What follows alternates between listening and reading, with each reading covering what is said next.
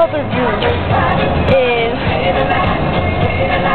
nurturing the baby, wrapping, braiding the hairs, so... Oh, yes, I was